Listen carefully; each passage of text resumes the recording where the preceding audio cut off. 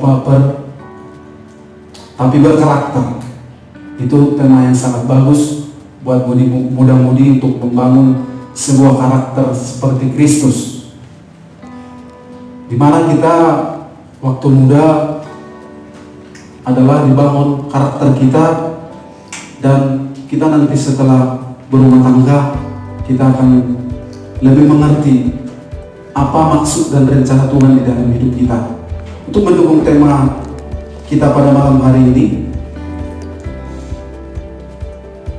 no baper tapi berkarakter, saya akan mendukung tema kita malam hari ini, pemuda yang berkarakter Kristus. Pemuda yang berkarakter Kristus. Sebelumnya lu kenal sama Auga? Sudah? Ada yang belum kenal? Seperti kata orang, tak kenal maka tak sayang. Ya, ya, saya perkenalkan diri saya. Nama saya Ben Paris Mangalu. Kemarin baru merayakan ulang tahun. Bersyukur dapat surprise dari keluarga, terutama gembala sidang di tempat ini. Dan saya didoakan juga dan bersyukur Tuhan telah menambahkan 1 tahun lagi umur saya. Kami 3 bersaudara, adik saya 2 perempuan, sendiri saya laki-laki. Sebelum saya ke Jakarta, saya merantau di Pekanbaru. Kalau saudara pernah ke Kerinci, Riau, di situ saya merantau sampai tahun 2005. Tahun 2005 terus pulang kampung karena nenek dari ibu dari mama saya meninggal. Terpaksa saya pulang ke kampung, dan setelah itu menganggur satu tahun di kampung, dan akhirnya akhir dari 2008 saya sampai lagi Jakarta sampai hari ini. Saya bersyukur perjalanan saya ternyata kalau saya pikir-pikir sudah sangat panjang. Saya berumur 36 tahun saat ini. Ya, saya sudah menikah, sudah berkati Tuhan 2 orang anak, namanya Glory dan Gabriel. Saya bersyukur berkat Tuhan itu adalah melimpah dalam keluarga kita. Ya, mari saudara, itulah sekilas perkenalan dari saya. Mari kita buka Alkitab kita. Bawa Alkitab semuanya, amin. Ya.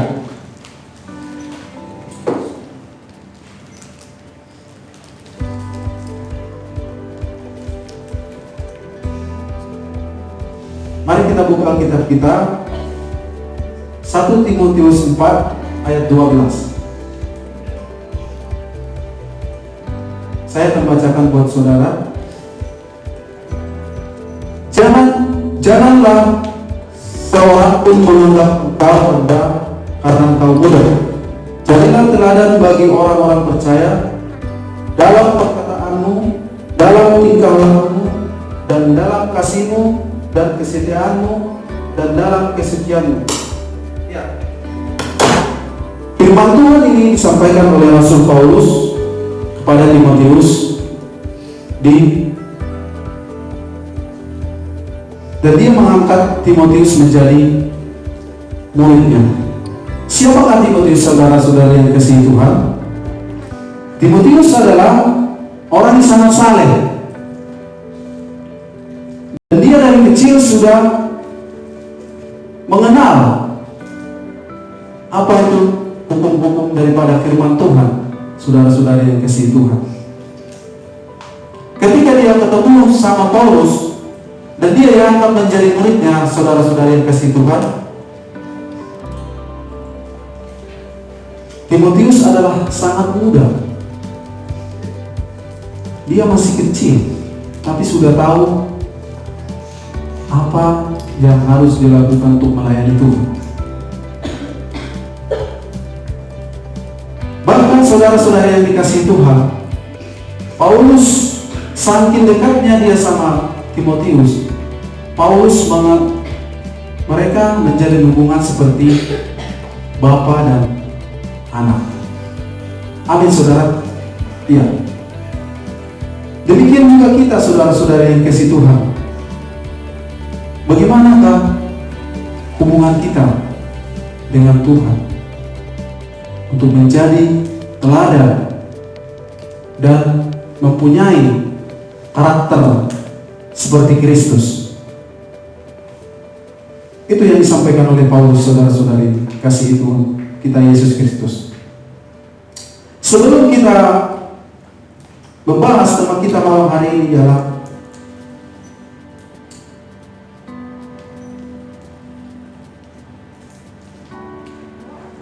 kenapa kita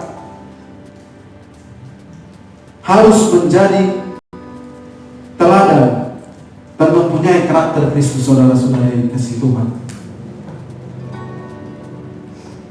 Mengenai apa saja karakter Kristus yang harus ada di dalam hidup kita. Ada 5 hal saudara-saudara yang kasih Tuhan kita Yesus Kristus, supaya kita memiliki di dalam diri kita memiliki karakter seperti Kristus. Yang pertama saudara-saudara yang kasih Tuhan, peduli dengan orang-orang yang terpinggirkan.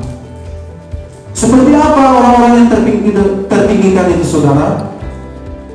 Tuhan Yesus Kristus waktu dia melayani dan berjalan untuk melayani, dan dia tidak pandang bulu saudara.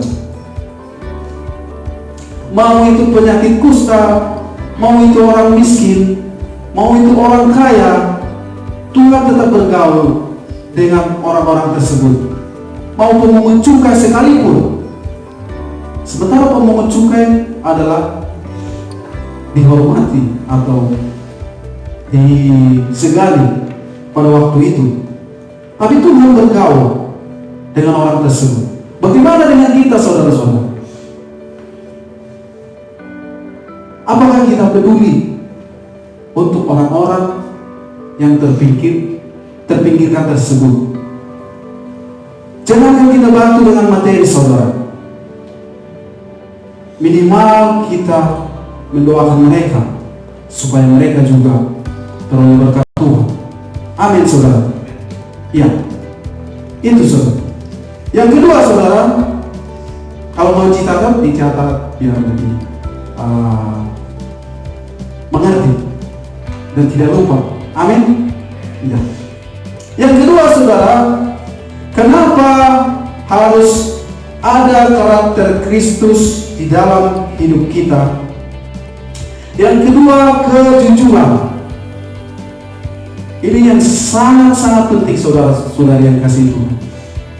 Kejujuran kita dalam segala hal, baik itu dalam pelayanan kita, dalam pekerjaan kita, usaha kita, kehidupan kita sehari-hari.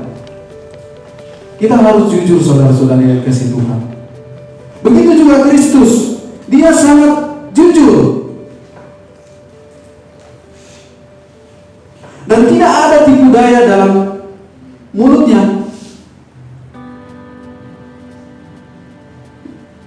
Karena kejujuran merupakan mutiara yang berharga yang amat menyenangkan hati Tuhan saudara. Kalau kita berlaku jujur, berkat-berkat Tuhan akan datang menghampiri setiap kita. Amin. Iya, kejujuran saudara. Karena kejujuran itu mahal. Dan akhir-akhir ini orang yang berlaku jujur sangat sedikit saudara. Dan tidak banyak. Tapi Tuhan memperhatikan itu. Siapa yang berlaku jujur terhadap Tuhan atau terhadap semuanya, segala hal akan diangkat derajatnya oleh Tuhan Kristus. Amin saudara. Iya. Terus yang ketiga, saudara-saudara yang kasih Tuhan kita Yesus Kristus, ketaatan akan tugas dan tanggung jawab. Itu yang saya sampaikan tadi Bapak Ibu, ketika PDP Golden WA saya untuk bisa sharing firman Tuhan di dalam pemuda. Itu saya merasa itu tugas dan tanggung jawab saya. Bukan tanggung jawab kepada orang, tapi kepada Tuhan, saudara. Sebelumnya saya tidak pernah khotbah, tapi saya yakin dan percaya ketika saya menyerahkan diri dan saya berdoa tadi, Tuhan Yesus, nanti saya akan sering firman-Mu di pemuda. Biarlah urapi saya, berkati saya Tuhan, supaya apa yang saya sampaikan boleh mengerti dan boleh melakukannya hari lepas hari dan kehidupan. Itu yang saya doakan saudara-saudara yang kasih Tuhan. Terus tanggung jawab. Kadang-kadang kita merasa tanggung jawab itu adalah dugaan besar, dan tidak sedikit kita kalau dikasih tanggung jawab lari daripada tanggung jawab. Amin saudara. Kenapa mesti lari? Kalau pemuda-pemudi yang berkarakter Kristus, kalau dikasih tanggung jawab, bukan malah lari, tapi ambil tanggung jawab tersebut. Karena yakin dan percaya Tuhan akan menolong saudara-saudari yang dikasihi Tuhan, apalagi dalam pelayanan Tuhan. Amin saudara. Iya, kita harus mempunyai tanggung jawab dan tugas. Dan Tuhan Yesus juga seperti itu saudara. Dia punya tugas dari Bapa untuk melayani orang-orang yang di dunia. Bahkan dia rela mati saudara, untuk saudara dan saya di kayu salib untuk menebus kita.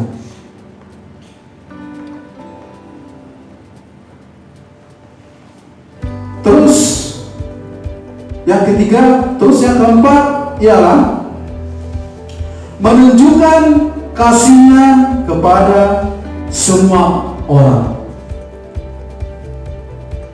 Tuhan Yesus selalu memberikan pelajaran buat kita saudara-saudari untuk menunjukkan kasih-Nya kepada setiap orang. Karena apa saudara? Kasih itu adalah, kasih Kristus adalah agape,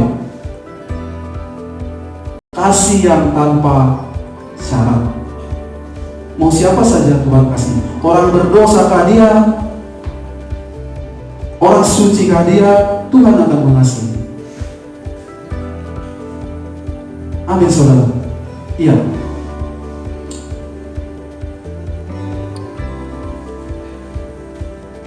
Dan ketika saja ada orang-orang yang tidak mengasihi Tuhan, tetapi Tuhan tetap mengasihi saudara. Terus yang kelima saudara, kerendahan hati sebagai seorang hamba. Yang kelima ini saudara, apakah kita mau menjadi seorang, merendahkan hati kita untuk menjadi seorang hamba? Tuhan lakukan itu. Bahkan sampai akhir hidupnya saudara, Tuhan membasuh kaki murid-muridnya. Karena dia tahu hati seorang hamba, merendahkan hati seorang hamba adalah contoh seperti itu.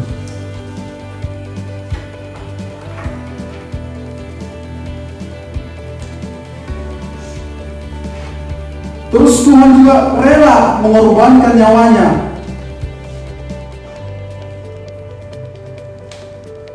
Dan mari kita teladani kasih ini saudara, karena kasih ini adalah yang sangat penting untuk di dalam perjalanan hidup kita.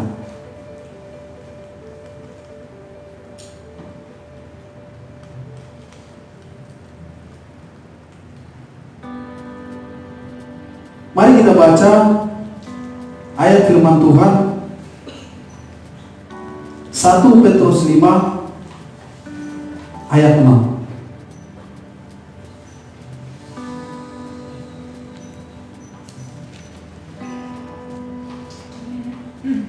Sudah ketemu? Ya. Mari kita baca bersama-sama. 1, 2, 3. Karena itu rendahkanlah dirimu di bawah tangan Tuhan yang kuat, supaya kamu ditinggikannya pada waktunya. Amin. Iya. Maka itu rendahkanlah dirimu kepada Tuhan di bawah tangan Tuhan yang kuat, supaya kamu ditinggikannya pada waktunya. Yang penting kita percaya saja, Tuhan akan meninggikan kita lebih tinggi pada waktunya.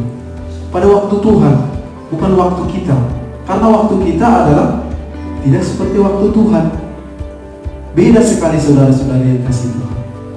Sangat beda. Dan Tuhan juga berkata,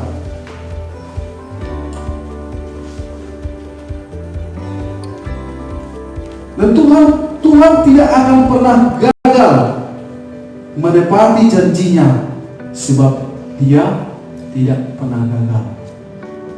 Amin, saudara. Ya.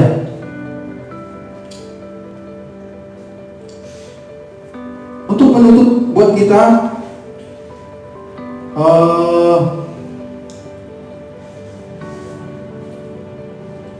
Martin Luther pernah berkata seperti ini.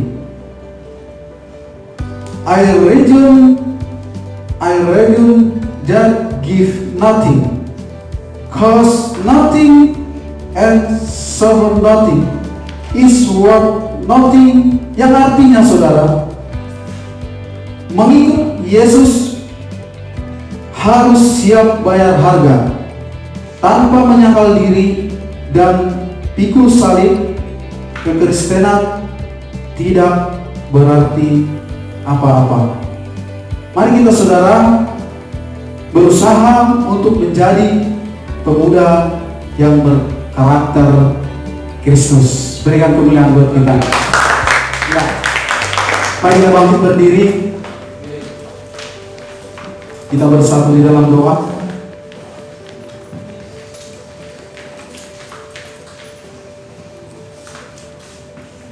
Bapa yang baik, terima kasih Tuhan. Kami mengucap syukur dengan firman Tuhan yang sangat singkat ini, Tuhan.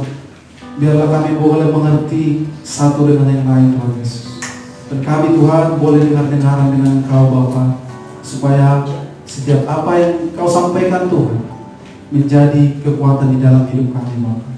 Berkati kami semua, Tuhan Yesus. Terlebih muda-mudi di tempat ini, Tuhan, menjadi muda-mudi yang berkarakter Kristus. Dan kami rindu, Tuhan, suatu saat nanti, Bapa, mudah-mudi di tempat ini, Tuhan, menjadi orang-orang yang dipakai Tuhan, menjadi orang-orang yang sukses, Tuhan, baik itu di dalam pekerjaan, baik pula di dalam pelayanan, Bapa. Terima kasih, Tuhan. Terima kasih, Bapa, buat firman-Mu, Tuhan Yesus. Berkati kami semua, Tuhan, dan di dalam nama Tuhan Yesus kami sudah berdoa dan mengucap syukur. Haleluya. Amin. Ya, berikan kemuliaan Tuhan. Itu nanti pas. Ya udah.